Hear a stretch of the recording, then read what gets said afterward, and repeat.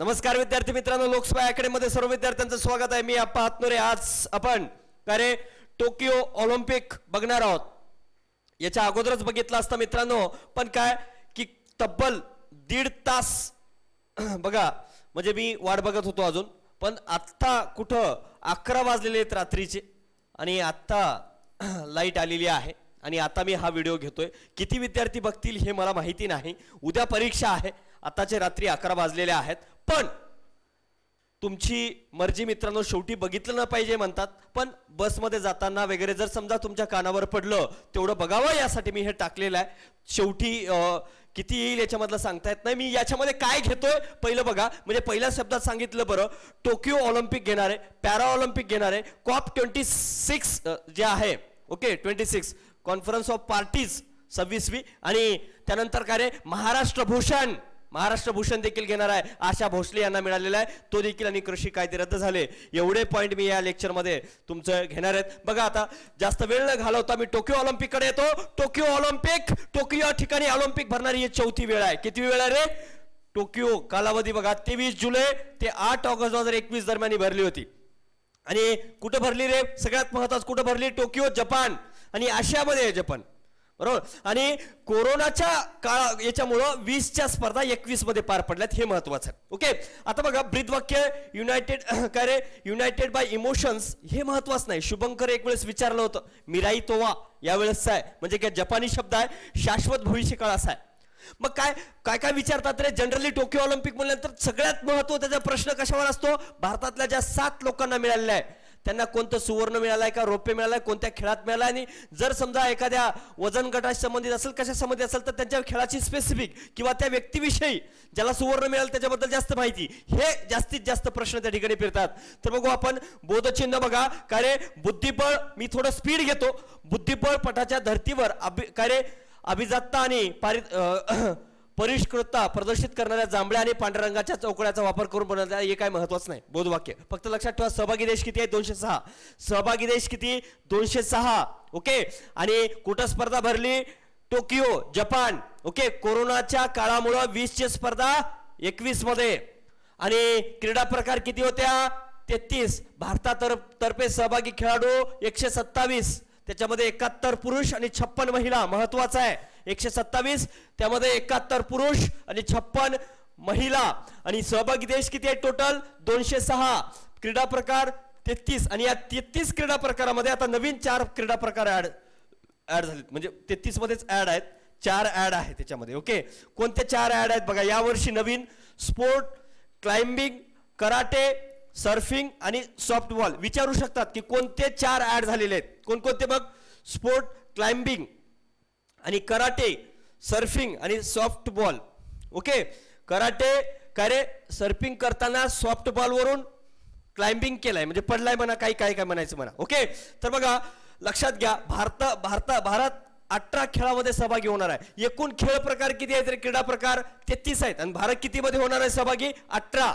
आणि ऑलिम्पिकचा ध्वज कसा आहे रे? पांढऱ्या रंगाचा असून त्यात एकमेकात गुंतलेले 5 वर्तुळ आहेत. हे सगळ्यांनाच माहित आहे, सगळ्यांनीच बघितलेलं आहे ते. आणि ही वेगवेगळे काय दाखवतात रे बघा. असू द्या, 1964 सालानंतर टोकियोमध्ये उन्हाळी ऑलिम्पिक स्पर्धा पार पडल्यात.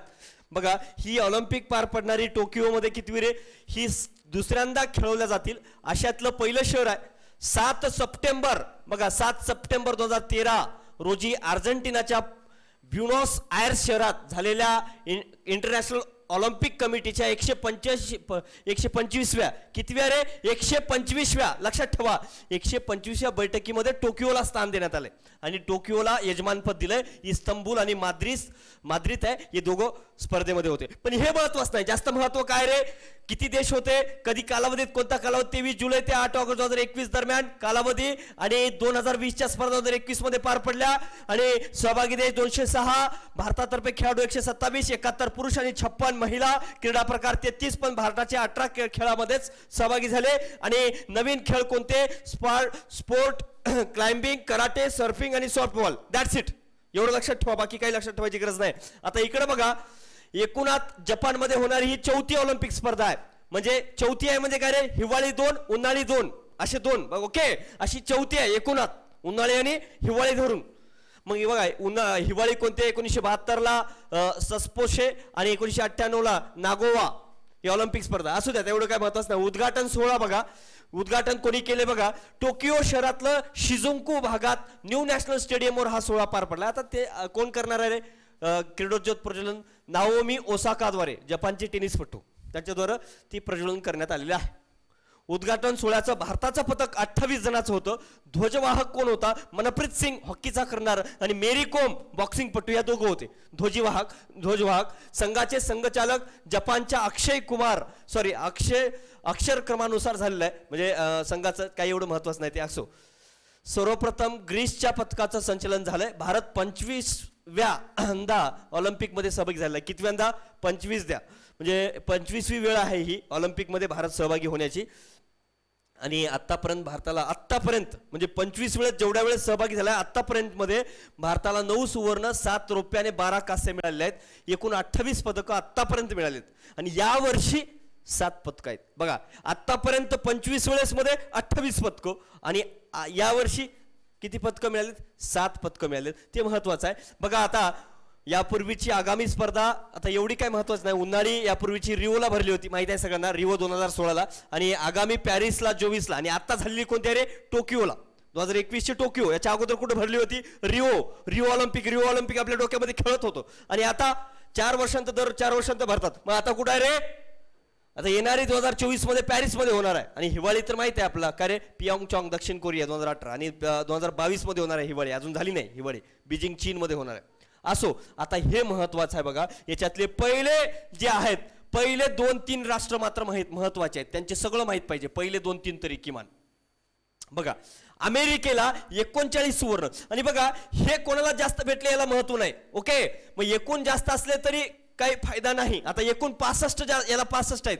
तू म्हणाल सर तुमचं चुकलं की काय सर, वरी खाली घ्यायला पाहिजे होते. पण क्रमांक कशावर असतो? सुवर्णावरून क्रम दिला जातो. ज्याला सुवर्ण जास्त त्याचा तो क्रम असतो. ओके, मग अमेरिकेला सुवर्ण जास्त आहेत 39, चीन 38, नंतर जपान. जर ज्याला बघा हे दोन जर सुवर्ण दोघालाही सेम असतील तर रौप्य बघितलं जाते, आणि दोन्ही सेम असतील तर कांस्य बघितलं जाते. कळलं का? तर बघा आता तिन्ही सेम असले तर सेम क्रमांक दिला जातो, बरोबर ना? मग बघा अमेरिका एक वेळेस काय रे पदतालिकेचा क्रम विचारला होता, अ ब क पर्याय दिले होते, आणि इकडे अमेरिका, चीन, जपान, ब्रिटन दिलंय, आणि इकडे सुवर्ण, रौप्य, कांस्य असं दिलं होतं. कळलं का? म्हणून लक्षात ठेवा, अमेरिका 39 सुवर्ण, 41 रौप्य आणि 33 कांस्य असे 113 एकूण मिळाले. 113 एकूण. आणि चीनला 38 आणि 32 आणि 18 असे 88 मिळालेत, आणि जपानला 27, 14 आणि 17 असे 58 मिळालेले आहेत. आलं का लक्षात? 58. म्हणजे हे माहित पाहिजे. याच्यापेक्षा पहिलं फक्त सुवर्ण एवढं लक्षात ठेवून आणि डायरेक्ट एकूण लक्षात ठेवला तरी चालेल. आणि भारताचं लक्षात ठेवा, एकच सुवर्ण मिळालेलं आहे आणि 2 रौप्य, 4 कांस्य आणि असे 7 मिळाले. 4, 2, 1. भारताचं काय रे? 4, 2, 1. पहिले 3 आणि भारताचं 1 लक्षात ठेवला. That's it. बाकी लक्षात ठेवायची गरज नाही. ओके, बघा देशाची क्रमवारीही त्या देशाच्या जिंकल्या सुवर्ण पदकाच्या आधार ठरला. ते पहिलं सुवर्ण पदक या स्पर्धेमधलं पहिलं सुवर्ण पदक चीनच्या नेमबाज क्युआन यांना मिळालेलं आहे. क्युआन यांग हिनं 10 मीटर एअर रायफल मध्ये जिंकलंय. पहिलं कोण? चीनची आहे महिला. कोण आहे रे? नाव काय बघा त्यांचं? काय? क्विॲन, म्हणजे क्विक मिळवलं म्हणायचं. क्विक नाव काय लक्षात ठेवायचं? क्विॲन यांग. ओके, यानं मिळालं. आता शेवटचं सुवर्ण पदक केनियाचा खेळाडूनं पटकावलेलं आहे. आता बघू, आता भारताचे 7 महत्वाचे आहेत. पहिलं भारताचे 7 बघून घेऊ. चला बघा, आता हे लय महत्वाचं आहे आणि याच्यावरच प्रश्न असू शकतो आपला. आता कळलं का? पहिलं जे प्रायमरी गोष्टी सांगितल्यात तुम्हाला, किती देश याच्यामध्ये सहभागी आहेत? 206 देश सहभागी आहेत. 127 भारतातर्फे खेळाडू सहभागी झाले आहेत. 71 पुरुष, 56 महिला, क्रीडा प्रकार 33, आणि भारतातर्फे 18 खेळा प्रकारामध्ये सहभागी झालेला आहे.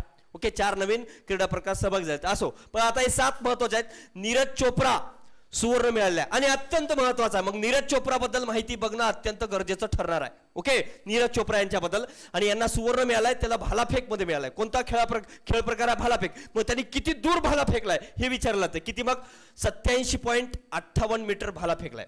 एवढ्यावरच हेच महत्वाचं आहे बघा. हे जर जमलं तर बाकी सगळं जमतील. ओके, मीराबाई चानू यांना रौप्य मिळालाय वेट लिफ्टिंग मध्ये. मग आता किती वजन? वेट लिफ्टिंग मध्ये वजन आहे, मग किती वजन उचललंय असं विचारू शकतात. 49 किलो वजनी गटामध्ये एकूण 202 किलो वजन दोन्ही प्रकारातलं उचललंय त्यांनी.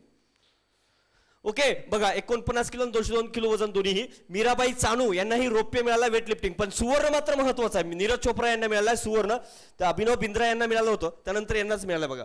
87 म्हणजे वैयक्तिक मध्ये 87.58 मीटर भाला फेकलेला आहे. बघा रविकुमार दाहिया यांना रौप्य मिळालाय कुस्तीमध्ये 57 किलो वजनी गट. रवीला किती 57. बघा रवी आपले किती 57. रवी कुमार आपले नाव असते ना मित्राचं असं म्हणा. पी.व्ही. सिंधू यांना कांस्य मिळाला बॅडमिंटन मध्ये. ओके 2 ऑलिम्पिक पदक पटकावणारी म्हणजे 2 ऑलिम्पिक मध्ये पदक मिळवणारी ही पहिली महिला आहे देशामधली. आणि लवलीना बोरगाहेन यांना कांस्य पदक मिळालेलं आहे बॉक्सिंग मध्ये 69 किलो वजनी गटामध्ये. किती 69 70 नाही 69. आणि बजरंग पुनिया यांना 65 किलो वजनी गटामध्ये कांस्य मिळालेलं आहे कुस्तीमध्ये. आणि भारतीय पुरुष हॉकी अत्यंत महत्वाचा आहे मित्रांनो. बऱ्याच वर्षानंतर 41 वर्षानंतर जर्मनीला हरवलंय. मग असे विचारते भारतीय हॉकी संघानं कुणाला हरवलंय बाबा, कुणाला हरवलंय जर्मनीला. ओके कुणाला बघा जिथं भरलेत कुठं जपानमध्ये ते नाही आणि दुसरं ज आहे म्हणायचं ए जळू. लक्षात ठेव काय रे भारतीय पुरुष हॉकी संघानं कुणाला जर्मनीला हरवून 41 वर्षांत पदक जिंकले. आणि हॉकीमध्ये खूप आपले पदक आहेत लक्षात ठेवा, त्यामुळं हे लक्षात ठेवायची गरज आहे. आता पुन्हा एकदा सांगतो कारण हे 7 लई महत्वाचे आहेत आणि हे 7 देणार आहेत आपले. 1 सुवर्ण आहे. किती आहेत रे 1 सुवर्ण 2 काय रौप्य आणि 4 कांस्य आहेत. बघा 4 कांस्य आहेत ना 1 2 3 4 आणि 2 रौप्य आणि 1 सुवर्ण. 1 सुवर्ण 2 रौप्य आणि 4 कांस्य. नीरज चोप्रा 87.58 मीटर भाला फेकलाय. आता भाला फेकलाय म्हणजे भाला फेक मध्ये मिळालाय म्हणून सांगायची गरज नाही. गरज आहे ना नाही गरज. मीराबाई चानू यांना रौप्य पदक आहे वेट लिफ्टिंग मध्ये. वेट लिफ्टिंग म्हणजे काय रे वजन उचलणे. मग 49 किलो आणि 202 किलो वजनी दोन्ही प्रकारामध्ये त्यांनी मिळवलंय. त्यानंतर रविकुमार दाहिया यांना रौप्य मिळालेलं आहे. बघा मीराबाई चानू आणि रवी बघा नीरजला तर नीरजला तर सुवर्ण मिळाला, त्यामुळे नीरजचा विशेष नका ठेवू. फक्त मीरा आणि रवी. बघा मीरा रवी मीरा रवी आणि ह्या दोघांना रौप्य. ओके असं लक्षात ठेवा. ओके बघा याच्यामध्ये ही मीरा तयार होते मीर. ओके तसं लक्षात ठेवा मीरा आणि इथं रौप्य. मग किती यांना काय मिळाले रे वेट लिफ्टिंग मध्ये आणि कुस्तीमध्ये. कुस्ती किती आहे 57 किलो वजनी गटामध्ये. ओके आता पी.व्ही. सिंधू असतील किंवा लवलीना असतील किंवा बजरंग पुनिया असेल किंवा भारतीय हॉकी असेल यांना सगळ्यांना कांस्य मिळाले आहे. आणि मग पी.व्ही. सिंधू यांना 2 ऑलिम्पिक पदक पटकावणारे पहिली भारतीय मध्ये. इथं काय वजन भिजन असते का बॅडमिंटन म्हणलं ना ते विषय नाही. बॅडमिंटन कांस्य. लवलीना कांस्य मिळाला बॉक्सिंग मध्ये 69 किलो वजन गटामध्ये. बजरंग पुनिया 65 किलो वजनी गटामध्ये कांस्य कुस्तीमध्ये. आणि भारतीय पुरुष हॉकी कांस्य मध्ये हॉकी. बघा कोणता खेळ प्रकार रिपीटेड आहे बघा कुस्तीमध्ये 2 मिळालेत. 1 रौप्य 1 कांस्य. कळालं का. हे एवढं लक्षात ठेवा समोर जातो. आता हे महत्वाचं आहे पण अत्यंत महत्वाचं आहे. प्रश्न विचारण्यासाठी इथं महत्व आहे. पळतो आता बघा या ऑलिम्पिक मध्ये स्पर्धेत भारतात 7 पदकं जिंकत एका ऑलिम्पिक स्पर्धेत सर्वाधिक पदकं जिंकण्याचा पराक्रम केला. आतापर्यंत 28 मिळालेत आणि आता 7 मिळाले आहेत. 25 ऑलिम्पिक मध्ये 28 आणि आता 7. यापूर्वी भारताने लंडन ऑलिम्पिक मध्ये 2012 सर्वाधिक पदकं म्हणजे 6 पदकं जिंकले होते आणि आजपर्यंत सगळ्यात या 25 ऑलिम्पिक मध्ये सर्वाधिक म्हणजे 7 आत्ताच मिळवले. आता एकेकाचा माहिती बघू. टोकियो ऑलिम्पिक मध्ये पदक विजेते जेवढे आहेत त्यांचे एक 7 जे आहेत 7ची माहिती बघू आपण. पहिलं मीराबाई चानू हे बघा 49 किलो वजनी गटात मीराबाई चानू यांनी भारताला काय रे रौप्य पदक मिळवून दिले. कशामध्ये बॉक्सिंग मध्ये. ओके आणि बघा तिनंच खातं उघडलंय भारताचं 24 जुलैला. बघा असो बघा आता त्यांचा परिचय थोडं माहिती बघू आपण मीराबाई चानू बद्दल थोडं प्रत्येकाबद्दल स्पीडली. बघा कुठले विचारतात त्यांचं राज्य कोणतं आहे मणिपूर आणि यांना कोणी किती रुपये दिले मणिपूर सरकारने किती रुपये दिले केंद्र सरकारने किती रुपये दिले असं विचारतात जनरली. पण पहिलं सगळ्यात महत्त्वाचे कुठले आहेत मणिपूरचे आहेत. नाव बघा साईखोम मीराबाई चानू. सगळे देवाचे नाव आहेत. साई आहे मीरा आहे. ओके मीराबाई आणि साई. बघा आईचं नाव सैखोम ओगंबी टोंबी लैमा. काय सोखोम ओगंबी टोंबी लैमा. आणि प्रशिक्षकाचं नाव विजय शर्मा होतं. आणि मणिपूरच्या या पोलादी महिलेनं एकूण 202 किलो वजन उचलण्याची कामगिरी केली. एवढं किती महत्वाचं बघा 202 किलो वजन उचलणं सोपे का त्यांनी उचलून दाखवलंय. स्नॅच प्रकारात 87 किलो आणि क्लीन अँड जर प्रकारामध्ये 115 किलो असं त्यांनी 202 किलो बघा उचललेलं आहे. भारतीय महिलेनं वेटलिफ्टिंग मध्ये मिळवलं हे पहिलं रौप्य पदक आहे. वेटलिफ्टिंग मध्ये मिळवलं पहिलं रौप्य पदक आहे. मीरा आणि रवीनं मिळवलंय. कर्णम मल्लेश्वरीनं 2000 मध्ये सिडनी ऑलिम्पिक मध्ये वेटलिफ्टिंग मध्ये कांस्य पदक मिळवलं होतं. त्यामुळे एकूणात हे दुसरं पदक ठरलंय. कशामध्ये रे? वेटलिफ्टिंग मध्ये दुसरं आहे. का तर 2000 मध्ये कोणी मिळालंय? सिडनी मध्ये मल्लेश्वरीनं मिळवलं होतं. पण रौप्य मिळवणारी पहिली आहे मीराबाई चानू. प्राप्त पुरस्कार 2018 राजीव गांधी खेलरत्न पुरस्कार मिळाला. आता राजीव गांधी नाव राहिलं नाही बरं. मेजर ध्यानचंद खेलरत्न पुरस्कार झाला हे लक्षात ठेवा तरी पण. ओके 2018 पद्मश्री मिळाला. म्हणजे मीराबाई चानूला हे 2 पुरस्कार. आता बाकी एक खालचं नाही लक्षात ठेवलं तरी चालेल बरं का. हे खालचं हे सगळा फापड पसरा आहे ॲक्च्युली. खरं तर जागतिक अजिंक्यपद स्पर्धा 48 किलोमध्ये जनरली सगळं 48 किलो आहे. फक्त ऑलिम्पिक स्पर्धा आणि आशियाई अजिंक्य स्पर्धा 49 किलो आहेत. बाकी काही नाही बघा. राष्ट्रकुल स्पर्धेमध्ये सगळ्या राष्ट्रकुल स्पर्धेमध्ये बघा जागतिक अजिंक्यपद स्पर्धा आणि राष्ट्रकुल स्पर्धेमध्ये सुवर्ण मिळालाय. आणि 2014 वगैरे हे काय एवढं तुम्हाला लक्षात राहणार नाही बघा आता. त्यामुळे काय एवढं विचार नका करू. आणि बघा केंद्रीय रेल्वे मंत्र्यानं 2 कोटी रुपये दिले.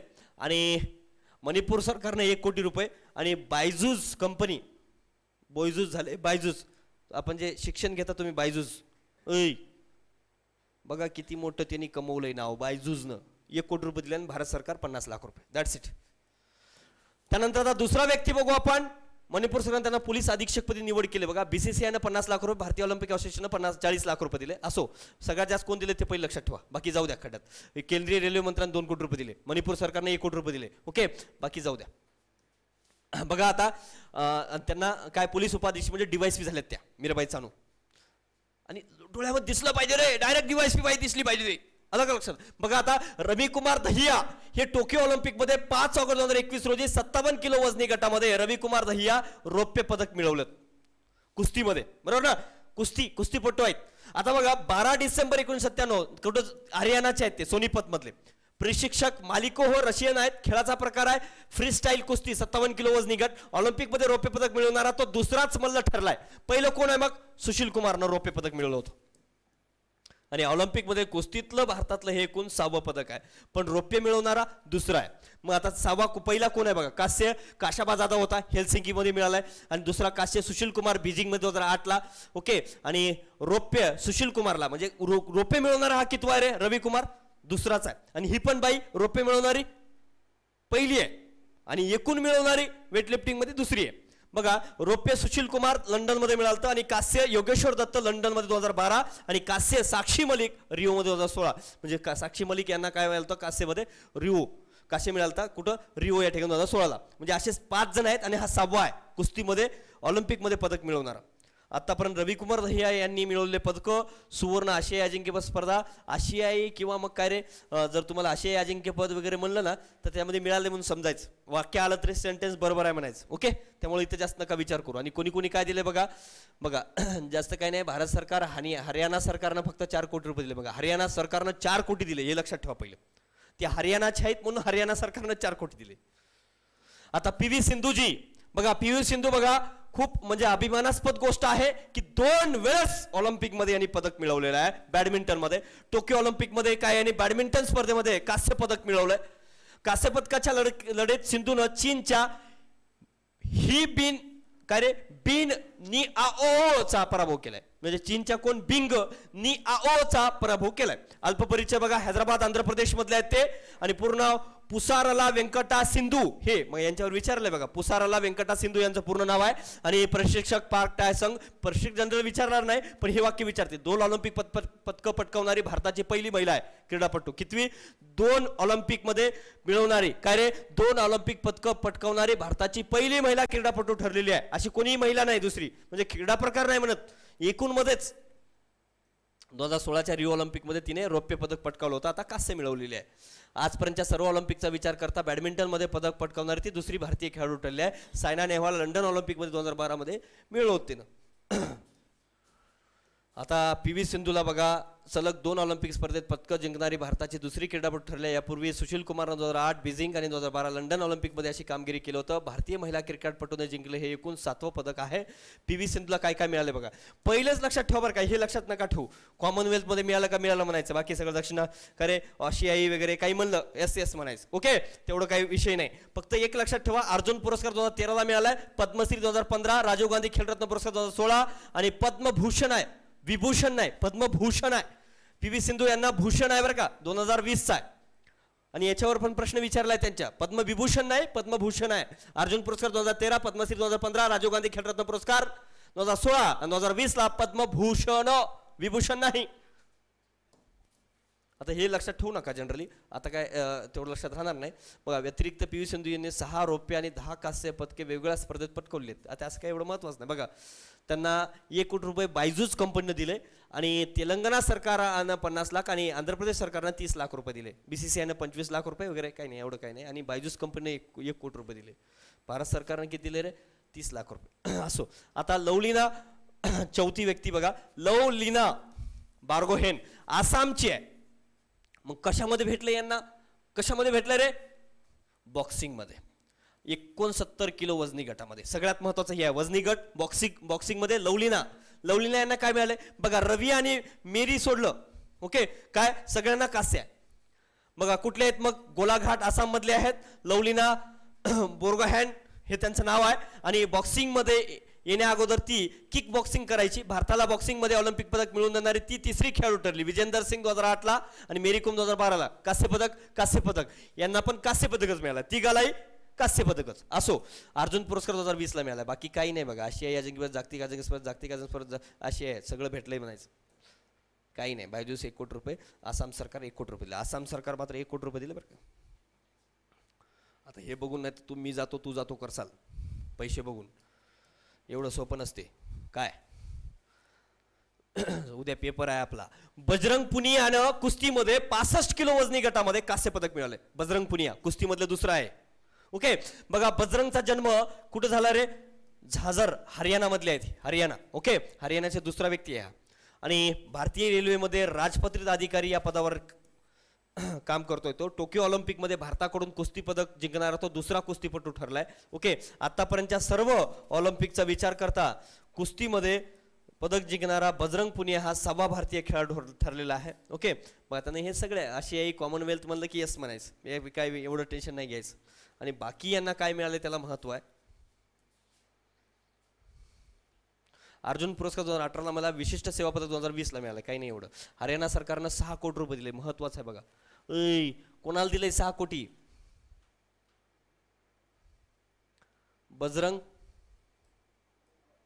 बजरंग पुनिया यांना किती रुपये दिले रे, किती 2.5 कोटी रुपये. किती, सॉरी अर्जुन पुरस्कार इकडे आहे त्यांचं, सॉरी हे बघा किती.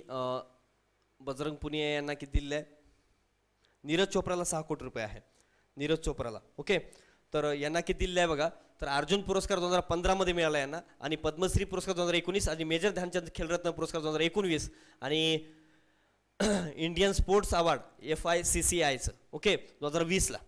म्हणजे एवढं काही महत्त्वाचं नाही, फक्त वरचे फक्त 3 मात्र लक्षात ठेवा. मेजर ध्यानचंद खेलरत्न पुरस्कार 2019चा मिळाला, कारण नाव चेंज झालं पुरस्कार मिळाला. आता मात्र टोकियो ऑलिम्पिकमध्ये काय 2.5 कोटी हरियाणा सरकार दिले, असू द्या. पण नीरज चोप्राचा अत्यंत महत्त्वाचा आहे, खूप महत्त्वाचा आहे, म्हणजे खूप महत्त्वाचा आहे. प्रश्नाच्या दृष्टीनं अत्यंत महत्त्वाचा आहे. टोकियो ऑलिम्पिकमध्ये 7 ऑगस्ट 2021 रोजी भारताचा भालाफेकपट्टू नीरज चोप्रानं सुवर्ण पदक प्राप्त केले. मी हळू घेतो इथं थोडं, कळलं का. नीरज चोप्राजी यांना, नीरज चोप्राजी कुठले आहेत, हरियाणाचे आहेत. हरियाणा पानिपत खंडरा या ठिकाणचे आहेत. 1997 आहे मित्रांनो, विचार करा. 1997 आहेत, 90चा आहे तरी MPSC अजून देते. देऊ नये का सर, द्या, हमखास द्या, पण विजय मिळवा. यावेळेस होणार तुमची फत्ते मित्रांनो. ओके, बघा पूर्ण नाव नीरज सतीश कुमार चोप्रा, प्रशिक्षक होन. ओके, बघा आता यांनी काय केलं रे, भालाफेकपट्टू टोकियो ऑलिम्पिक मध्ये सुवर्ण पदक मिळवणारा एकमेव भारतीय खेळाडू आहे. एकमेव सुवर्ण पदक मिळवणारा एकमेव भारतीय खेळाडू आहे टोकियो ऑलिम्पिक मध्ये. आणि बघा यांना अंतिम फेरीच्या दुसऱ्या प्रयत्नात 87.58 मीटर अंतरावर भाला फेकून सुवर्ण पदक पटकावलं. हे विचारतात 87 58. किती? 87.58. नीरज चोप्राजी भारताच्या ऑलिम्पिक इतिहासातलं दुसरं वैयक्तिक सुवर्ण पदक ठरलंय का? याच्या अगोदरही सांगितलंय मी, याच्या अगोदर 2008 ला कोणी मिळवलं रे? अभिनव बिंद्रा यांनी मिळवलं. भारतासाठी पहिलं वैयक्तिक सुवर्ण पदक पटकावलंय. आणि बाकी सगळे सुवर्ण काय आहेत? मग 9 सुवर्ण म्हणलंय मी टोटल, बरोबर. 2 झाले, बाकी 7 हॉकीमध्ये मिळालेले आहेत मित्रांनो, लक्षात ठेवा. आपण ते समोर बघणारच आहेत. आणि 13 वर्षांनंतर प्रथमच भारताच्या खात्यात ऑलिम्पिक सुवर्ण पदकाची नोंद झालेली आहे. आपल्या पहिल्याच ऑलिम्पिक स्पर्धेत पदक मिळवणार तो पहिला खेळाडू ठरला आहे. अत्यंत महत्वाचा आहे, अत्यंत महत्वाचा आहे. टोकियोमध्ये तो मिळवणारा ही पहिलाच आहे. ओके, टोकियोमध्ये मिळणार एकमेव आहे. सॉरी, 121 वर्षात भारताचा या खेळात वैयक्तिक पदकात गवसणी घालता आली नव्हती. मिल्खा सिंग आणि पीटी उषा या दोघांना अंतिम फेरीत 4थ्या क्रमांकावर समाधान मानावं लागलं होतं. आणि मिल्खा सिंगवर निधन झालेलं आहे बरं का, त्यांचं पण लक्षात ठेवलं पाहिजे. चोप्रा हे 2016 मध्ये लष्करात रुजू झालेले आहेत. नीरज चोप्राचं यापूर्वी मिळालेले पदका बघा: आशियाई राष्ट्रकुल, आशियाई अजिंक्यपद, दक्षिण आशियाई स्पर्धा, वर्ल्ड ज्युनियर, सगळ्यामध्ये सुवर्ण आहे. काय पाहिजे अजून? चला बघा, अर्जुन पुरस्कार 2018 ला मिळाला यांना. बाकी कुठलेही पुरस्कार मिळाले नाहीत. विशिष्ट सेवा पदक 2020 ला मिळालाय. का? विशिष्ट सेवा पुरस्कार कुठं असतो रे? लष्करात असतो. म्हणून ते लष्करात रुजू होते 2016 पासून, म्हणून त्यांना ते मिळालेलं आहे. ओके. आणि बघा आता पैसे, हरियाणा सरकार सुवर्ण मिळाल्यामुळं 6 कोटी रुपये सरकारी नोकरी, मोकळी जागा. आणि पंजाब सरकारनं 2 कोटी रुपये, बायजूस कंपनीनं 2 कोटी रुपये, बीसीसीआयने 1 कोटी रुपये, मणिपूर सरकार 1 कोटी रुपये, भारत सरकार 75 लाख रुपये, चेन्नई सुपर किंगनं 1 कोटी रुपये, भारतीय ऑलिम्पिक असोसिएशननं 75 लाख रुपये. पैशाचा वर्षाव आहे. लक्षात ठेवा, 6 कोटी हरियाणा सरकार, पंजाब सरकार आणि बायजूस कंपनी 2-2 कोटी आहे. नीरज चोप्रा बद्दल विचारतात म्हणजे विचारतात, कुठले आहेत रे ते? कुठले आहेत? हरियाणा. आणि दुसरी गोष्ट त्यांना कशामध्ये मिळालाय? भालाफेक मध्ये. एका हाताने फेकावं लागते, मला दोन्ही हाताने फेकावं लागेल, बरोबर. आणि किती? 87.58 मीटर भालाफेक. कळलं? आणि त्यांना त्याच्या अगोदर फक्त पुरस्कार काय मिळाला? अर्जुन पुरस्कार 2018. ओके. आणि तो पहिला व्यक्ती आहे, वैयक्तिक मध्ये मिळणारा दुसरा आहे. असो. त्यानंतर बघा आता नीरज चोप्राचा सन्मान, राष्ट्रीय भालाफेक दिवस 7 ऑगस्ट. बघा असे विचारतात, त्यांचा दिवस केला ना 7 ऑगस्ट. या दिवशी टोकियो ऑलिम्पिक मध्ये सुवर्ण पदक मिळवलंय, म्हणून 7 ऑगस्ट हा राष्ट्रीय भालाफेक दिवस म्हणून साजरा करणार आहे. 7 ऑगस्ट. विचारतील किती ऑगस्ट? आणि परीक्षेत तुम्हाला 7 दिलं पाहिजे काय? 7 ऑगस्ट. 7 ऑगस्ट नीरज चोप्राजी राष्ट्रीय भालाफेक दिवस म्हणून साजरा करण्यात येणार असल्याचं ॲथलेटिक्स महासंघाच्या वतीने जाहीर केलं. नीरजनं भाला फेकला त्या प्रकाराचा ट्रॅक अँड फील्ड असं नाव देण्यात आलं. आणि त्या नीरजनं जे भाला फेकलाय का ते नरेंद्र मोदीला देण्यात आलं. आणि नरेंद्र मोदीनं ते प्रदर्शनात ठेवलं. त्याच्यावरून काय झालं बघा आता. नरेंद्र मोदी यांना भेट देण्यात आलाय. नरेंद्र मोदी यांनी देश विदेशात पाहुण्यांकडून मिळालेल्या वस्तूंचा लिलाव केला. यात सर्वाधिक बोली नीरज चोप्रा यांच्या भाल्याला लागली 1,50,00,000 रुपये. नुसता भाला गेलाय 1,50,00,000. विचार करा. म्हणून कर्तृत्व असं करा की आपण केलेल्या प्रत्येक वस्तूची बी किंमत वाढली पाहिजे. भारतीय हॉकी संघ पुरुष यांच्याकडून कांस्य पदक प्राप्त. टोकियो बघा, टोकियो ऑलिम्पिक मध्ये भारतीय पुरुष हॉकी संघानं 5 ऑगस्ट 2021 रोजी तब्बल 41 वर्षाच्या तपश्चर्येनंतर 41 इयर्स काय मिळालंय? पदक प्राप्त केले. पण कोणतं रे? कांस्य. 1980 मध्ये मॉस्को ऑलिम्पिक मध्ये सुवर्ण पदक मिळालं होतं मॉस्को मध्ये. ओके. कांस्य पदकासाठी लढत भारत विरुद्ध जर्मनी. म्हणजे कोणासोबत लढत झाली रे? भारत विरुद्ध जर्मनी. मी पहिले अगोदर सांगितलंय. आणि 5-4 असं पराभूत झालं. याच्यावर विचारतात बरं का, हे वाक्य टाकतात. ओके, सांगा बरं योग्य विधान निवडा. 5-4 ने केले. जर्मनी सोबत नाही, जपान टाकतात. मग असे गोंधळ घालतात. मग काय? भारत जर्मनी 5-4 जर्मनीला. भारतीय टीमचा कप्तान मनप्रीत सिंग होता. गोलकीपर श्रीजेश होता. ओके. आणि कोच काय एवढं विचारणार नाहीत, पण ग्रहम रीड वगैरे लक्षात ठेवा. भारताचे हॉकीतले हे 12वा ऑलिम्पिक पदक आहे, लक्षात ठेवा. कारण भारताला हॉकीमध्ये सगळ्यात जास्त भेटलेले आहेत. आणि सर्वाधिक गोल भारताकडून हरमनप्रीत सिंग 6 गोल केले. जर्मनीला मागं टाकले भारतानं. भारताच्या नावावर 12 तर जर्मनीच्या नावावर 11 पदकं आहेत. असो, बघू आता. बघा आता 12 पदकं कसे कसे मिळवलेत ऑलिम्पिकनं मध्ये कोणी? हॉकीनं. बघा आता मित्रांनो, काय सांगितलंय तुम्हाला? सुवर्ण 1, 2, 3, 4, 5, 6 आणि 7, बरोबर. आणि 2 धरला तो कोण? अभिनव बिंद्राजी, नीरज चोप्राजी. वैयक्तिक मध्ये दोघच आहेत ते. आणि एकूण भारताला आतापर्यंत 25 वेळा ऑलिम्पिक मध्ये सहभागी झालाय. आणि 25 वेळा सहभागी होऊन केवळ 9 सुवर्ण पदकं मिळालेले आहेत. त्या 9 मध्ये 7 वेळेस हॉकीने मिळवलेलं आहे.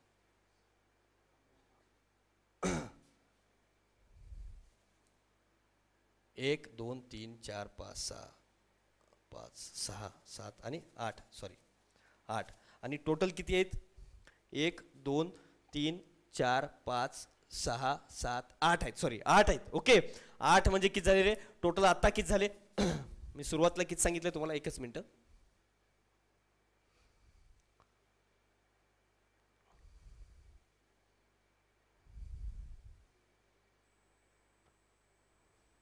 बरोबर आहे आतापर्यंत 9 सुवर्ण पदक मिळालेले होते पण आता 9 + 1 म्हणजे किती झाले 10 झाले बरोबर आहे ना पहिलं 8 हॉकीमध्ये ओके 1 अभिनव बिंद्राजी आणि हा 10वा नीरज चोप्राजी 10वा ओके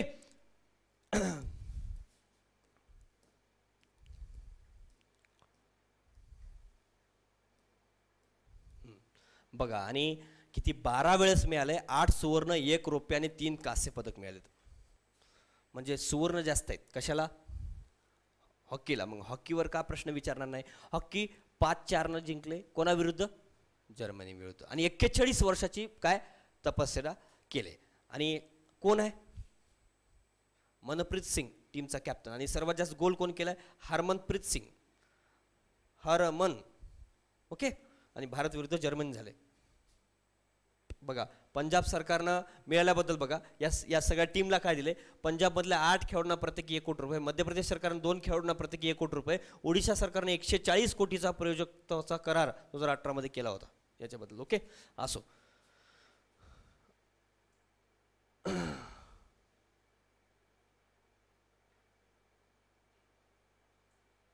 आता वैशिष्ट्यपूर्ण बाबी बघा सर्वाधिक 39 सुवर्ण पदकासह 113 पदका जिंकत अमेरिका पदक तालिकेत प्रथम क्रमांकावर आहे इमा मॅकॉकॉनचा विक्रम ऑस्ट्रेलियाची जलतरणपटू बघा जनरली जलतरणपटूच बघा जास्त पदकं मिळवतात जसं अमेरिकेचा मिळवत होता पूर्वी हा हिने मिळवला ऑस्ट्रेलियाच्या जलतरणपटू इमा मॅकॉकॉन हिनं एकाच ऑलिम्पिकमध्ये 7 सुवर्ण पदकं मिळवली असो पण आता 7 पदकं जिंकणारी पहिली महिला जलतरणपटू ठरली महिला ओके आणि एकाच ऑलिम्पिकमध्ये 7 पदकं जिंकणारी दुसरी महिला ठरली यापूर्वी 1952 दुसरी महिला एकाच ऑलिम्पिकमध्ये बघा 7 पदकं जिंकणारी पहिली महिला 7 पदकं जलतरणपटू पण ऑलिम्पिकमध्ये मिळवणारी जलतरणपटूच्या बाबतीत वेगळं विधान आहे आणि हे वेगळं विधान आहे एकाच ऑलिम्पिकमध्ये 7 पदकं जिंकणारी दुसरी महिला पण खेळाचं नाव दिलं नाही ओके आणि 82 मध्ये जिम्नॅस्टिकमध्ये मिळालेलं आहे रशियन मारिया गोरो खोत्स्का यानं ओके 100 मीटर धावण्याच्या शर्यतीत इटलीचा लोमोंट मार्सल यानं जेकब जन सुवर्ण पदक जिंकलंय वेळ 9.8 सेकंद कोण होता रे तो पहिला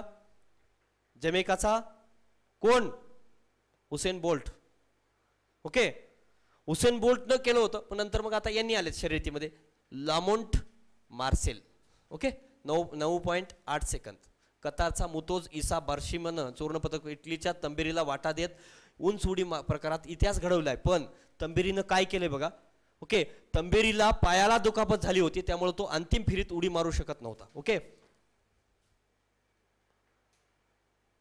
भारताची महिलाचं काय नाही एवढं ओके थाळीफेक आदिश अशोक गोल्फपट्टू ओके कोण कोण खेळाडू आहेत बघा थोडेसे चर्चेत असणारे मनिका बाना टेबल टेनिस दीपिका कुमारी तिरंदाजी आणि MC मेरी कोम बॉक्सिंग राणी रामपाल म्हणजे खेळाडू आणि त्यांची काय विचारतात क्रीडा प्रकार विचारतात पूजा राणी बॉक्सिंग राणी रामपाल महिला हॉकी टीमचा कर्णधार ओके प्रवीण जाधव तिरंदाजी आणि विनेश फोगाट कुस्ती राही स्वर्णोबोत नेमबाजी बघा ऑलिम्पिक आतापर्यंत पहिल्या ऑलिम्पिक 1896ला अथेन्स ग्रीसमध्ये या भरण्यात आल्या होत्या आणि 30व्या लक्षात ठेवू नका 31व्या लक्षात ठेवू 2016ला रिओ दे जानेरो ब्राझील या ठिकाणी भरल्यात आणि 32व्या 2021ला 32व्या होत्या टोकियो जपान या ठिकाणी भरल्यात आणि 24व्या मात्र पॅरिस या ठिकाणी नियोजित आहेत 28वी बघायची गरज नाही एवढं लांब आपला अभ्यास करायचा नाही ऑलिम्पिकचा इतिहास ऑलिम्पिक खेळाचा इतिहास 3000 वर्षाचा आहे प्राचीन ग्रीक सम्राट एवढं काय महत्त्वाचं नाही बाकी बघा ओके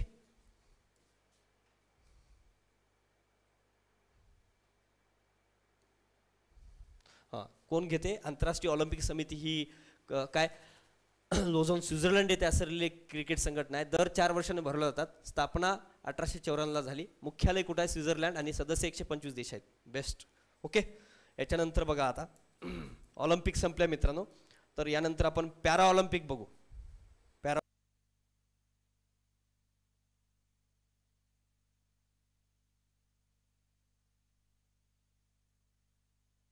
स्पर्धा ज्या आहेत तर पॅराऑलिम्पिक स्पर्धा बघा 16व्या पॅराऑलिम्पिक स्पर्धा ज्या आहेत तर अपंग खेळाडूसाठी असतात पॅराऑलिम्पिक स्पर्धा जनरली लक्षात ठेवा कुणासाठी अपंग खेळाडूसाठी 1960 पासून दर 4 वर्षांनी तिकडे बघितलं आपण का रे ऑलिम्पिक स्पर्धा कधी होत्या 1896 ला सुरू झाली पहिली अथेन्स ग्रीस या ठिकाणी भरली होती बरोबर आता ही 16वी आहे तिकडे आपण 32वी बघितले ते पण टोकियोला झालेली आहे बघा कालावधी 24 ऑगस्ट 2021 ते 5 सप्टेंबर 2021 पण ती कधी झाली रे जुलै ते ऑगस्ट या दरम्यान झाली होती बरोबर त्यानंतर बघ ही टोकियो जपान या ठिकाणी झाल्यात पॅरा ऑलिम्पिक म्हणजे काय पॅरा म्हणजे काय रे अपंग असणाऱ्यांसाठी असते आणि कोरोना महामारीमुळे ही देखील 1 वर्ष उशिराने पार पडली ओके आणि 64 नंतर 2021 मध्ये दुसऱ्यांदा पॅराऑलिम्पिक स्पर्धा पार पडल्यात कुठं टोकियोमध्ये तिकडेही दुसऱ्यांदाच आहेत पण हिवाळी आणि उन्हाळी दोन्ही धरून चौथ्यांदा आहे टोकियोमध्ये ओके मी दोन्हीचं कॉम्बिनेशन करून तुम्हाला सांगतोय सहभागी देश 163 देश आहेत क्रीडा प्रकार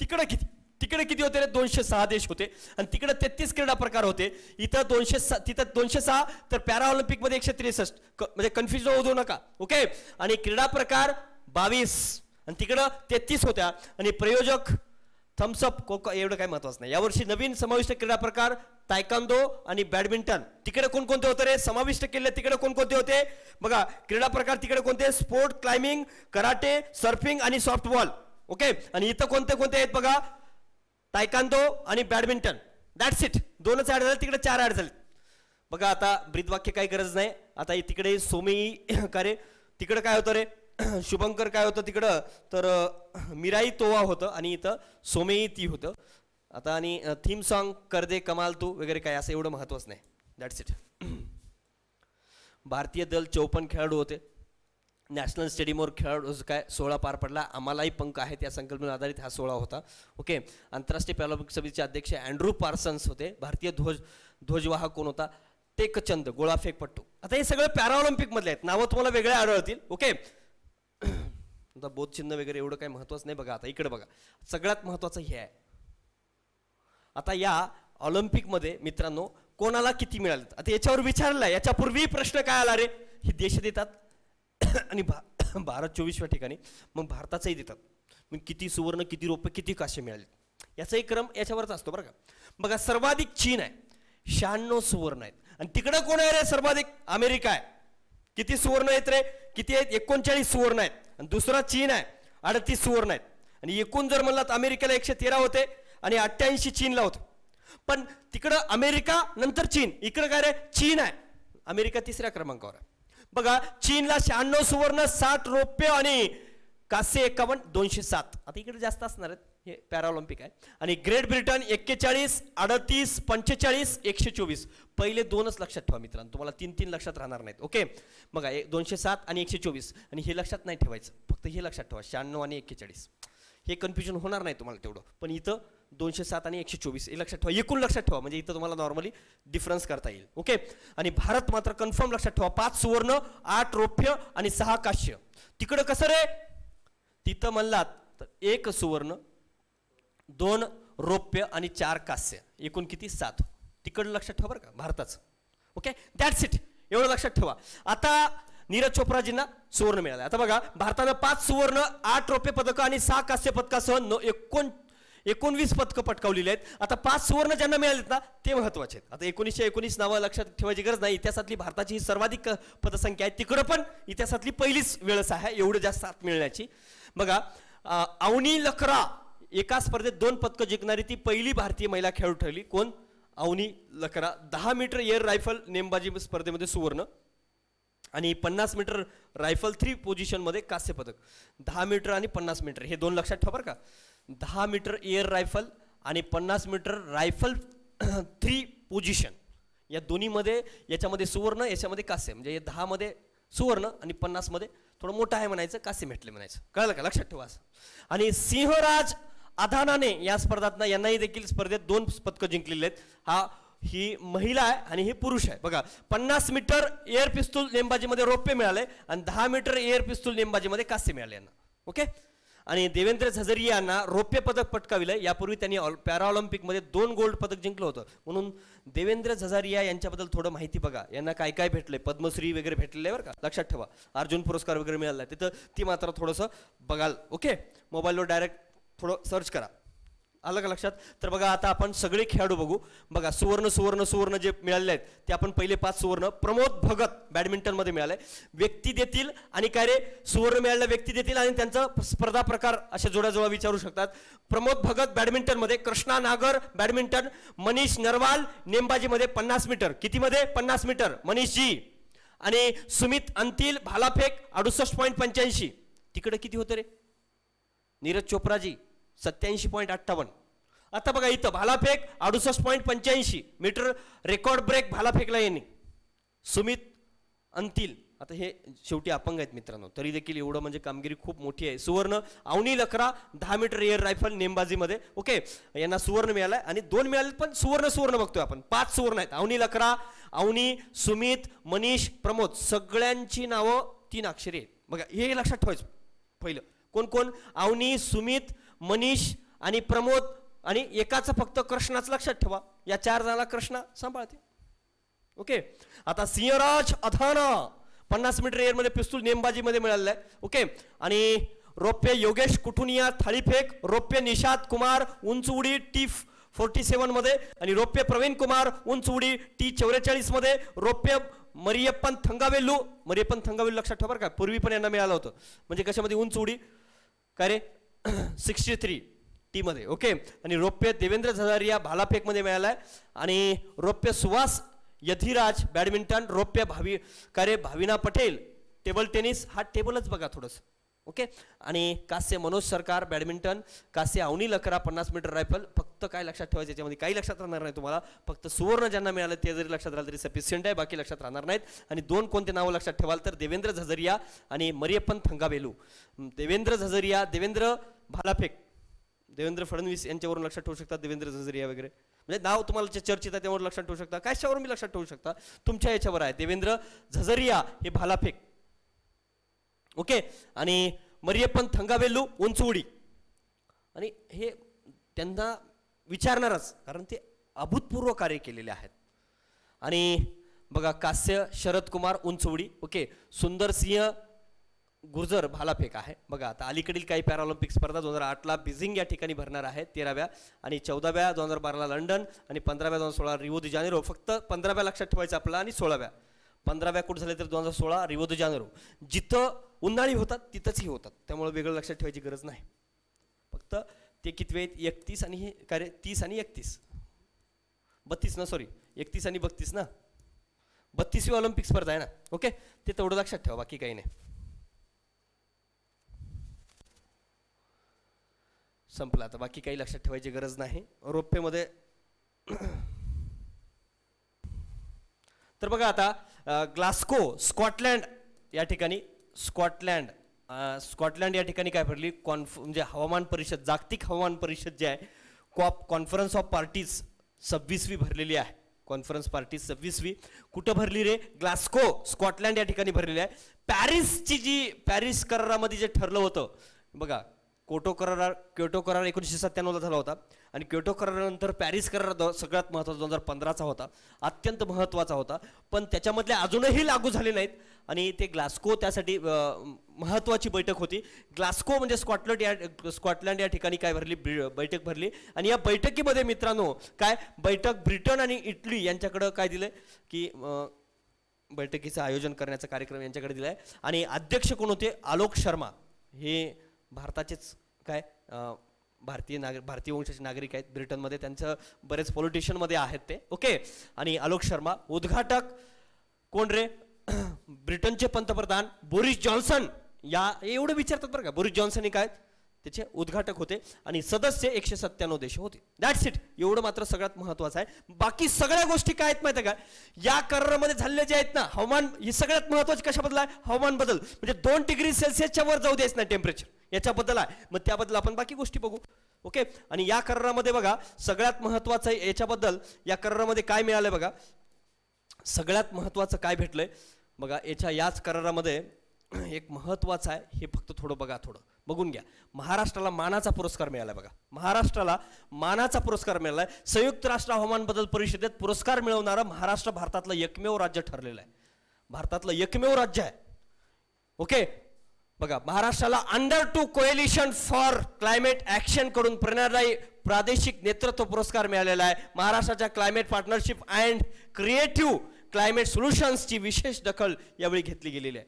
म्हणून महत्वाचं आहे, महाराष्ट्राला COP26 मध्ये कोणत्या राज्याला पुरस्कार मिळालाय, तर महाराष्ट्र राज्याला पुरस्कार मिळालाय. अत्यंत महत्वाचा आहे. आणि जे राज्य आणि प्रदेशाचे सर्वात मोठे जागतिक नेटवर्क हवामान करण्यासाठी वचनबद्ध आहेत. इतर 2 पुरस्कार ब्रिटिश कोलंबिया कॅनडा यांनी क्रिएटिव्ह क्लायमेट सोल्युशनसाठी आणि क्युबेक कॅनडा यांनी हवामान भागीदारीसाठी जिंकलेलं आहे. ओके, पण हे विचारणार नाहीत, पण हे आपलं आहे ना म्हणून हे विचारणार. ओके, बाकी काय एवढं महत्वाचं नाही. पण आता बाकी मी तुम्हाला फक्त सांगतो, कॉन्फरन्स ऑफ पार्टीज पहिली कुठे भरली, 1995ला बर्लिन जर्मनी या ठिकाणी भरलेली आहे.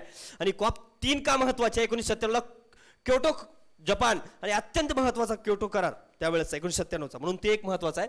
आणि COP 8 का महत्वाचे आहे, भारतात भरली म्हणून नवी दिल्ली 2002ला. आणि COP म्हणजे काय, कॉन्फरन्स ऑफ पार्टीज, त्याचं लॉंग फॉर्म. आणि COP 21 जी आहे 21वी होती ती पॅरिसला भरली होती करार 2015ला. ओके, त्या ठिकाणी जागतिक तापमान 2 डिग्री सेल्सिअसच्या खाली आणायचा प्रयत्न प्रत्येक राष्ट्राने करायचा असं ठरवलं होतं. ओके, भारताने काय काय टार्गेट ठेवले मी सांगतो सगळे. आणि आत्ताची कितवी होती रे, 26वी. ओके, 2021 ग्लास्को UK मध्ये स्कॉटलँड हा UKचाच एक भाग आहे. ओके, युनायटेड किंगडम म्हणजे दोघा तिघांचा समूह आहे. ओके, बघा आता असो. आता बघा सगळ्यात आलोक शर्मावर महत्वाचं लक्षात ठेवा काय, याचे अध्यक्ष होते आलोक शर्मा. आता बघा, आता बाकी इतर गोष्टी आपण थोडेफार बघू याच्यामधले. बघा आता काय आहे, जीवाश्म इंधनाच्या वापरामुळे होणाऱ्या वायू काय उत्सर्जनामुळे जगाचं तापमान वाढत चाललं आहे, तरी कमी करणं. जीवाश्म म्हणजे पेट्रोल डिझेल आपण जे वापरतो त्यामुळे काय होतंय, तापमान थोडंसं वाढत चाललंय. हवामान बदलामधील संकट टाळण्यासाठी जागतिक तापमान वाढ 2 सेल्सिअसपेक्षा कमी राहण्यासाठी, तसेच ती 1.5 डिग्री सेल्सिअसवर यावी यासाठी प्रयत्न करण्यासंबंधी पॅरिस करार झाला होता. बरोबर, मी आता सांगितलं की ती 2 सेल्सिअसच्या वर जाऊ द्यायचं नाही, 1.5 सेल्सिअसपर्यंत कायम ठेवायचं आहे. क्योटो करार सांगितलं 37 देशांनी 2012 पर्यंत आपले हरितगृह वायूचं उत्सर्जन काय करायचं आहे, 90 साली जितके होते त्याच्या 5% खाली आणायचं होतं. असं काही होतं त्यावेळेस, ते काय एवढं विचारणार नाही इतिहास वगैरे. पॅरिस करारामधल्या तरतुदी आता लागू करायच्या आहेत. गाभा काय, तापमान वाढ रोखणं, हे गाभा आहे. मग बघा, ही 5 वर्षासाठी दिली जातील, दर 5 वर्षांनी नवे वचनबद्ध सादर करतील, म्हणजे प्रत्येक 5 वर्षाला नवीन वचनं दिली जातील. हे आहे म्हणजे 2 डिग्री सेल्सिअस लक्षात ठेवा प्रत्येक जागी, आणि 1.5 सेल्सिअसला आपला ठेवायचा आहे, आणि 2 सेल्सिअसच्या वर जाऊ द्यायचं नाही तापमान. पॅरिस कराराची अंमलबजावणी 2021 पासून सुरू होणार आहे. अजून झाली का रे, म्हणजे सुरू होणार होती, अजून 21ला एक ग्लास्कोमध्ये म्हणले बाबा ते तरी पूर्ण करा, केलं नाही अजून. ओके, आणि भारतानं काय काय म्हणलंय बघा, ही वचनं 2050 पर्यंत त्यानंतरही साध्य करायचे, म्हणजे हे 2% वर जाऊ द्यायचं नाही, 1.5% कायम ठेवायचे, 2050 पर्यंत साध्य करायचं आहे. भारतानं ते टार्गेट कधी ठेवलेलं स्वतःला, भारतानं 2070 पर्यंत आपण हे साध्य करू असं म्हटलंय. कितीपर्यंत, भारतानं 2070 पर्यंत म्हणलंय. आमच्या आता काय होईना, 2070 पर्यंत बघू. बघा, भारत 2070 पर्यंत 0 कार्बन उत्सर्जनाचं लक्ष्य गाठेल. किती, 70 पर्यंत 0 लक्ष्याचं भारताच पहिलं टार्गेट लक्षात ठेवा, बाकी काही नको याच्यात. काय रे, बाकी फक्त काय, कोण अध्यक्ष होता, कोण उद्घाटक होतं, कोण काय, कॉपमध्ये किती 197 देश होते, ग्लास्को कुठं स्कॉटलँडला भरली, उद्घाटक कोण होता, बोरिस जॉन्सन वगैरे. ओके, तेवढं लक्षात ठेवा. आणि आलोक शर्मा अध्यक्ष वगैरे, दॅट्स इट. बघा, भारत 2070 पर्यंत 0 कार्बन उत्सर्जनाचं लक्ष, आणि भारत आपली गैरजीवाश्म ऊर्जा 500 गिगावॅट पर्यंत वाढवेल. म्हणजे काय रे, गैरजीवाश्म म्हणजे काय, पेट्रोल डिझेलला सोडून आपण 500 गिगावॅट पर्यंत स्वतःचं निर्माण कराल सौर ऊर्जा बिर्जेपासून. आणि 2030 पर्यंत अक्षय ऊर्जेद्वारा आपली 50% गरज पूर्ण भागवेल असं म्हणणं आहे भारताचं. बघू आपण काय होते आता. बाकी काही महत्त्वाचं नाही त्यात. Okay, that's it. एवढंच लक्षात ठेवा, बाकी काही लक्षात ठेवून गेला तरी चालेल. आणि प्रत्येक राष्ट्रानं काय टार्गेट ठेवले थोडं बघून घ्या. बघा, अमेरिका आणि चीन याने प्राणघातक मिथेन वायूपासून 2026 पासून कमी करण्याचं आश्वासन दिले. आणि बघा आता हे महत्त्वाचं बघा, कार्बन उत्सर्जन 0वर आणण्याचं मर्यादा. आणि सगळ्यात जास्त हरितगृह वायू कोण करते रे, कोण करते, चीन. हे एवढं एक लक्षात ठेवा. भारत 3ऱ्या क्रमांकावर आहे. कोण सगळ्यात जास्त जर म्हणला, जगात सर्वाधिक हरितगृह वायूचं उत्सर्जन करणारा देश म्हणलं चीन आहे, दुसरा अमेरिका, तिसरा काय भारत आहे, आणि चौथा काय रे, चौथा रशिया आहे. असो, बाकी काही महत्त्वाचं नाही, हे काय सगळ्यांनाच माहीत असतं, एवढं काही महत्त्वाचं नाही. बघा, सगळ्यांनी टार्गेट, भारत 2070 म्हणलं ना, कोण कोण काय म्हणलं, रशिया चीन 2060 पर्यंत म्हणला, अमेरिका इंग्लंड पश्चिम युरोप 2050 पर्यंत, नेपाळ स्वीडन जर्मनी 2045 पर्यंत पूर्ण करतो, म्हणजे 0वर कार्बन आणण्याचं. बघू आपण काय करतील कोण. त्यानंतर आता महाराष्ट्र भूषण पुरस्कार महत्त्वाचा आहे हे पण. बघा आता महाराष्ट्र भूषण 25 मार्च 2021 रोजी आशा भोसले यांना मिळालाय. तुम्हाला तर साधा असा प्रश्न विचारतील, महाराष्ट्र भूषण पुरस्कार कोणाला मिळालाय, कारण 2015 पासून कोणाला मिळालाच नव्हता. बाबासाहेब पुरंदरे यांना मिळाला, त्यानंतर मिळालाच नाही. मग आता आशा भोसले यांना मिळालेला आहे. ओके, तर मुख्यमंत्री उद्धव ठाकरे यांच्या अध्यक्षतेखाली झालेल्या पुरस्कार निवड समितीमध्ये यांना मिळालाय. ओके, पुरस्कार 16वा आहे, व्यक्ती 18वी आहे. बघा आता आशा भोसले यांच्याबद्दल थोडंसं माहिती बघू. महाराष्ट्र शासनाचा सर्वोच्च पुरस्कार आहे महाराष्ट्र भूषण पुरस्कार. आशा भोसले यांचा अल्पपरिचय, ते सांगलीचे आहेत. मूळ कुठले आहेत ते सांगलीचे आहेत. आणि दीनानाथ मंगेशकर त्यांचे जे आता हॉस्पिटल आहे ते दीनानाथ मंगेशकर हॉस्पिटल, दीनानाथ मंगेशकर हे त्यांचे पिता जे आहेत. आई शेवंती उपाध्ये शुद्धमती मंगेशकर आहेत. आणि लता मंगेशकर, हृदयनाथ मंगेशकर, उषा मंगेशकर हे त्यांचे काय ती भावंडे आहेत. ओके, विवाह गणपतराव भोसले यांच्याशी झालेला आहे. दुसरा विवाह राहुल देव बर्मन यांच्याशी झालेला आहे. आणि त्यांचा चित्रपट गायनाची सुरुवात माझं बाळ या चित्रपटातून केलेलं आहे. पहिलं हिंदी गाणं काय रे, कोणतं आहे, सावन आया. मला काय गाणं गाता येत नाही, सावन आया. आणि पहिले सोलो गाणं आएगा आएगा. आणि हे जास्त हे महत्वाचं नाही पुरस्कार कोणते भेटले ते महत्वाचं आहे. म्हणजे सांगतोय तुम्हाला प्रश्न दृष्टिकोन, मी जरी सांगत असलो ते पुरस्कार महत्वाचे आहेत. मराठीसह हिंदी आणि अनेक भाषातील चित्रपटांत त्यांनी पार्श्वगायन केलेलं आहे. आशाताईंनी आजपर्यंत 900 चित्रपटामध्ये गायिका म्हणून काम केलेलं आहे. तर 14 भाषामध्ये 12,000हून अधिक गाणी त्यांनी गायली आहेत. राहुल आणि आय हा त्यांचा अल्बम आहे. असो बघा, फक्त पुरस्कार लक्षात ठेवा मित्रांनो. आशा अँड फ्रेंड्स हे अल्बम काही नाही एवढं महत्त्वाचं. सुवर्णग हे आशा भोसले यांच्या कारकिर्दीवर आधारित पुस्तक आहे, काय नाही सुवर्णग एक पुस्तक आहे, एक लक्षात ठेवा. असो, मग पुरस्कार लई महत्त्वाचे आहेत बघा. फक्त एवढं लक्षात ठेवा, आशा भोसले यांना काय महाराष्ट्र भूषण पुरस्कार मिळाला. बाकी काय काय मिळाले बघा. पद्मविभूषण हे महत्त्वाचं आहे. 2000 मध्ये दादासाहेब फाळके पुरस्कार, हे दोन्ही पुरस्कार महत्त्वाचे आहेत. ग्रॅमी पुरस्कार साठी नामांकित केले, पुरस्कार नाही कधी 1997ला, पण बघा होणाऱ्या पहिल्या भारतीय गायिका ठरल्या आहेत. पण असो, पण 2000 मध्ये दादासाहेब फाळके पुरस्कार मिळाला. 2008ला पद्मभूषण मिळाला, सॉरी पद्मविभूषण, भूषण नाही पद्मविभूषण. आता बाकी जर म्हणलात तर बघा 7 फिल्मफेअर अवॉर्ड त्यांना मिळाले आहेत, हे महत्त्वाचं आहे. आणि गिनीज बुक ऑफ रेकॉर्ड यांची नोंद केली. 2011 मध्ये जगात सर्वाधिक 12,000 पेक्षा जास्त गाणे रेकॉर्ड केल्याबद्दल Guinness book of world record झालाय, हे एक लक्षात ठेवा.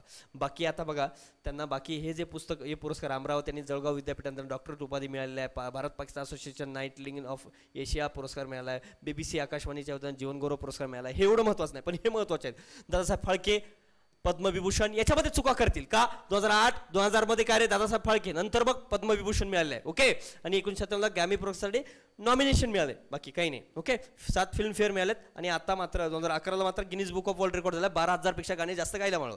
आणि आता मार्च 2021 मध्ये मात्र आशा भोसलेंना सर्वोच्च नागरी पुरस्कार महाराष्ट्राचा कोणता मिळाला रे,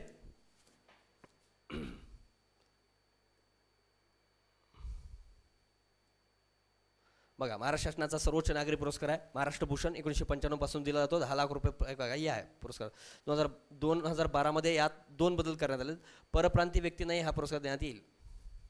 वास्तव कमीत कमी 15 वर्ष पाहिजे. पहिला कोणाला मिळाला 1996ला पु ल देशपांडे यांना साहित्यासाठी मिळाला आहे.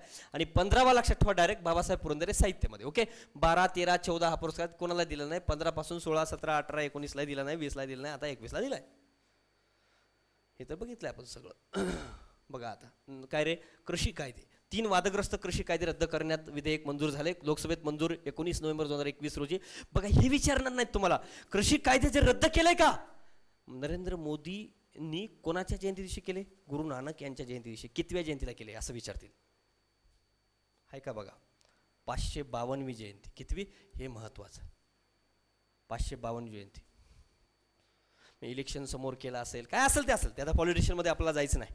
552 बघा, 3 कृषी कायदे रद्द करण्यात येतील अशी घोषणा पंतप्रधान नरेंद्र मोदी यांनी 19 नोव्हेंबरला केली होती. गुरु नानकजी यांच्या 552वी जयंती दिवशी प्रकाश वर्ष होता, औचित्य साधून ते केलेलं आहे.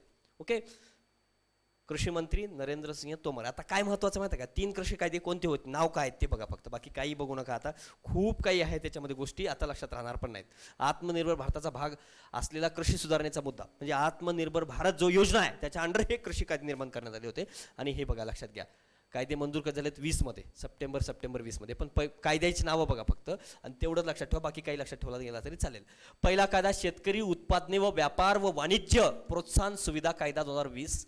दुसरा कायदा होता शेतकरी सशक्तीकरण व संरक्षण किंमत आश्वासन व कृषी सेवा करार कायदा 2020. आणि तिसरा कायदा होता अत्यावश्यक वस्तू दुरुस्ती कायदा 2020. हे 3 कायद्याची नावं लक्षात ठेवा, बाकी काही विचारणार नाही. लक्षात. अशा प्रकारे मित्रांनो आपण ऑलिम्पिक पॅरा ऑलिम्पिक COP26 असेल किंवा मग काय महाराष्ट्र भूषण असेल आणि कृषी कायदे असेल, या सगळ्या गोष्टी बघितल्यात. धन्यवाद मित्रांनो.